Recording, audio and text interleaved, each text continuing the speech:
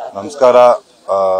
ಎಲ್ಲರಿಗೂ ತುಂಬಾ ಥ್ಯಾಂಕ್ಸ್ ಹೇಳಬೇಕು. ಇಷ್ಟು ಜನ ಬಂದು ಪ್ರೀತಿಯಿಂದ ನಮ್ಮ ತಾಯಿನ ನೋಡಕ್ಕೆ ಬಂದಿದ್ದಾರೆ.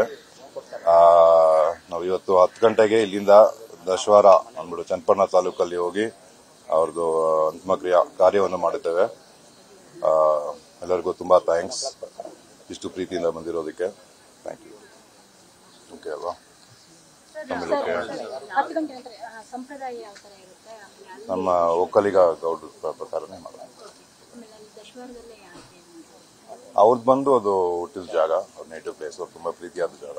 ಸೊ ಅದಕ್ಕೆ ಅವ್ರ ತಾಯಿ ಕೂಡ ಅಲ್ಲೇನೆ ಇದಾಗಿರೋದು. ಸೊ ಅಲ್ಲೇ ಮಾಡಬೇಕು.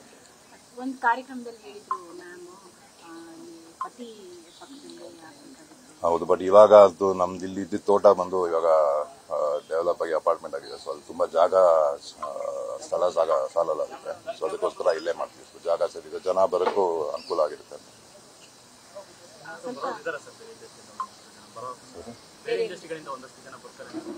ಬರ್ತಾರೆ ಅನ್ಕೊಂಡಿದ್ದೀನಿ, ಕನ್ಫರ್ಮ್ ಆಗಿಲ್ಲ.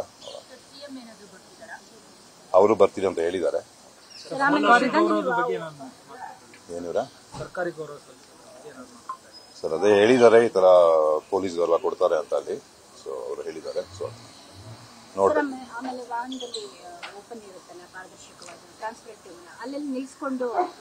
ಇಲ್ಲ ಮೇಡಮ್, ಅದು ಬೇಗ, ಯಾಕಂದ್ರೆ ನೆನ್ನೆ ತೀರೋಗಿರೋದಲ್ವಾ. ಸೊ ಜಾಸ್ತಿ ಲೇಟ್ ಮಾಡೋಕ್ಕೂ ಆಗಲ್ಲ. ಸೊ ಎಷ್ಟು ವೇಗವಾಗಿ ಅಲ್ಲಿ ಹೋಗಿ ಕಾರ್ಯ ಮುಗಿಸ್ಬೇಕು ಅಂತ ಇದ್ದೀವಿ.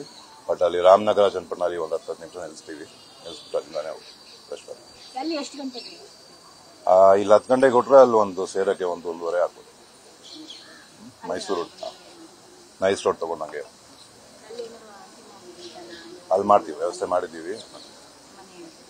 ಮನೆಯೂ ಇದೆ, ನಮ್ಮ ಫ್ಯಾಮಿಲಿ ಮನೆ ಅಲ್ಲಿರೋದು ancestor. Thank you. News first ನಿರ್ಭೀತಿಯಿಂದ ನಿಮ್ಮ ಪರವಾಗಿ.